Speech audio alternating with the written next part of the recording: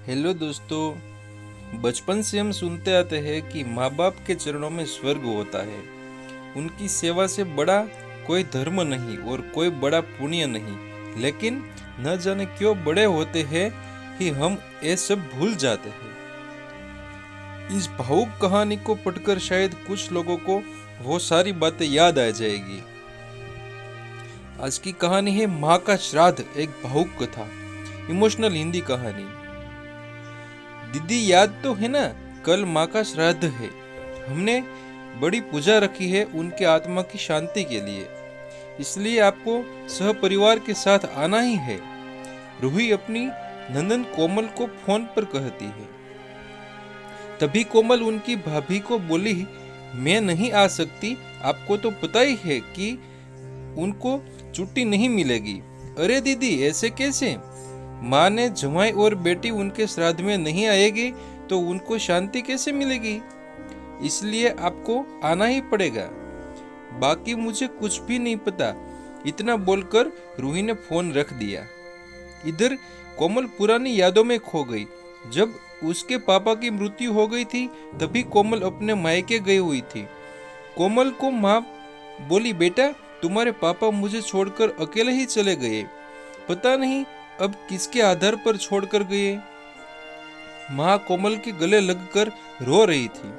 तब कोमल बोली, यह सब लोग है ना भैया, भाभी और बच्चे, तो चिंता क्यों करती हो? कोमल कई दिनों तक अपनी माँ के पास रहकर आई थी, लेकिन हमेशा ज्यादातर फोन पर बोलना होता था। कभी कॉल पर तो कभी वीडियो कॉल पर बोलना होता था। बेटा क्या बनाया है तूने? एक दिन माँ ने वीडियो कॉल पर पूछा। माँ आलू की सब्जी और रोटी बनाई है, कोमल ने जवाब दिया। माँ बोली, अरे वाह। सब्जी का नाम सुनते ही माँ की आंखों में एक अलग ही चमक देखने में मिली जो कोमल को दिखी। तभी कोमल माँ को बोली, माँ तुम्हें खाने का मन हो रहा है होगा तो भाभी को बोलो ना बना दे। कोमल हंसते हुए माँ से बोली। तभी माँ बोली, नहीं नहीं, अभी इस उम्र में आलू कहाँ पचते हैं, मैं तो ऐसे ही बोल रही थी। जब तुम्हारे पापा हुआ करते थे तब बहुत बार बनाती थी। भाभी का तो नाम लेते ही जैसे माँ की आंखों की चमक गायब सी हो गई। माँ ने कॉल रख दिया। माँ को क्या हो गया, ऐसे क्यों बोल रही थी? वह सब ठीक तो होगा ना? कोमल अपने आप से बातें कर रही थी। ऐसे बहुत बार खाने की बातों पर बातचीत होने पर माँ की आंखों का भाव बदल जाता, लेकिन ऐसा क्यों था वो समझ नहीं पाई। लेकिन इसके पीछे का राज उसके समझ में आया तब वह छुट्टियों में 2 दिन के लिए मायके गई थी। एक दिन कोमल माँ के कमरे में माँ के साथ गपशप कर रही थी। तभी दीदी खाना खाने चलो। रूही माँ के कमरे में आकर कोमल को बोली, चलो माँ तुम भी खाना खा लो। कोमल उठते उठते हुई बोली, अरे दीदी नहीं नहीं, माँ तो क्यों तकलीफ देना, वह यहीं पर ही खाना खा लेगी, आप चलो। रूही बोली। लेकिन भाभी, लेकिन कुछ नहीं दीदी, आप चलो। माँ के घुटनों में दर्द होता है, इसलिए माँ कमरे में ही खाना खाती है, रूही स्पष्ट रूप से बोलती है। तो फिर भाभी मेरा भी खाना यहीं पर लाओ, हम दोनों साथ में खाना खाएंगे, ऐसे कोमल अपने भाभी को कहती है। इस पर रूही कुछ नहीं बोल पाई, लेकिन कोमल को साफ तरीके से समझ में आ गया कि रूही को यह सब पसंद नहीं आया। वह चुपचाप वहां से निकल गई और थाली में पूरी सब्जी, रायता, अचार लेकर आई और माँ के लिए खिचड़ी।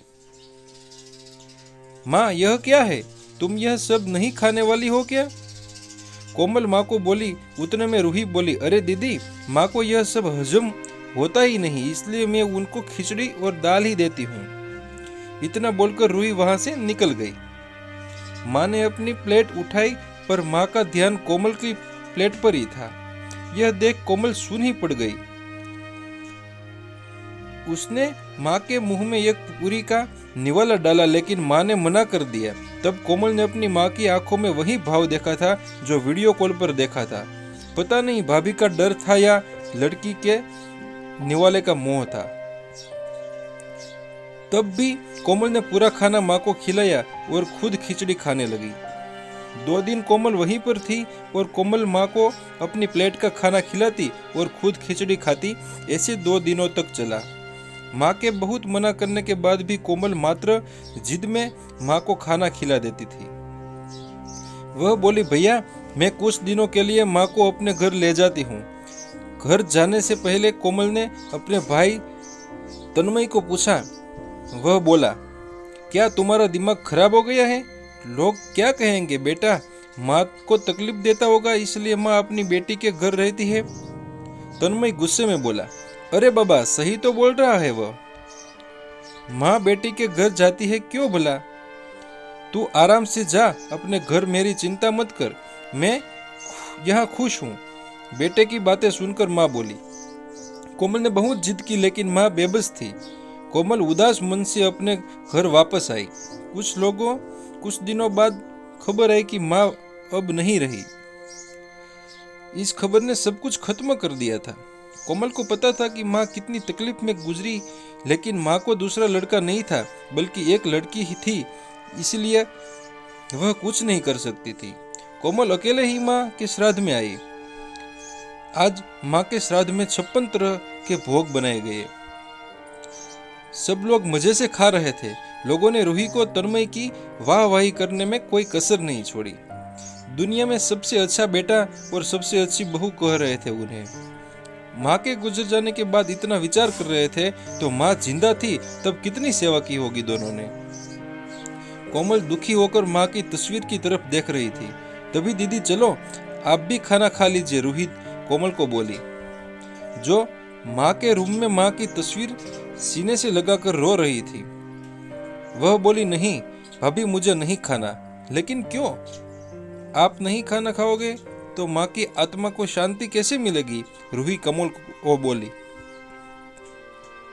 भाभी जिस खाने के लिए मेरी माँ जब जिंदा थी तब तरसती थी, उसे मरने के बाद दे रहे हो तो वो कैसे तृप्त होगी?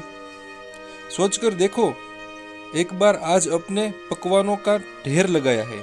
माँ जिंदा थी तब आपने उनकी मनपसंद खाने को 2 निवाले खिलाए होते तो माँ वैसे भी तृप्त हो चुकी होती। वही माँ का असल में श्राद्ध कहलाता। यह जो भी हो रहा है वह सिर्फ एक दिखावा है। इसकी वजह से माँ कैसे तृप्त हो पाएगी? और जो घर से मेरी माँ अतृप्त होकर चली गई वह घर में मैं कैसे खाना खा सकती हूँ बोला। कोमल चिढ़कर रूही से बोली।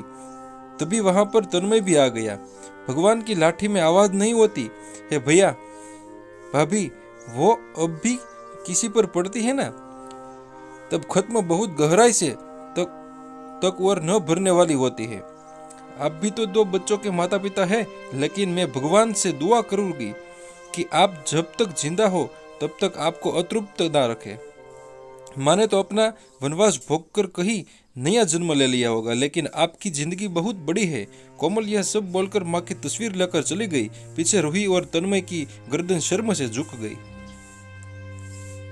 तो दोस्तों, माँ बाप जिंदा है तब तक उनकी सेवा करना, उनकी हर इच्छा पूरी करना, वही उसका असली श्राद्ध होता है। उनकी मृत्यु के बाद कितने भी 56 भोग बनाए सब व्यर्थ है। तो दोस्तों, ये हमारी छोटी सी हर टचिंग स्टोरी आपको अच्छी लगी हो तो चैनल को लाइक, शेयर, सब्सक्राइब जरूर कर देना। Thanks watching for Chirag.